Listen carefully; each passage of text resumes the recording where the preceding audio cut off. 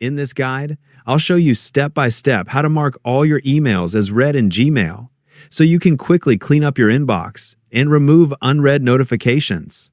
First, open Gmail and make sure you're logged into your account.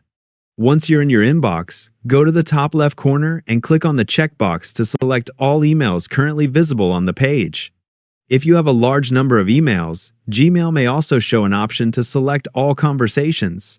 You can click on that to include every email in your inbox, not just the ones on the first page.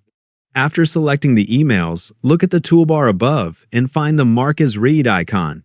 Click on this icon, and all the selected emails will instantly be marked as read. This will remove the unread count and make your inbox look much cleaner and more organized. This method is especially useful if you have hundreds or even thousands of unread emails and want to reset everything in just a few clicks. And that's it. You've successfully marked all your emails as read in Gmail.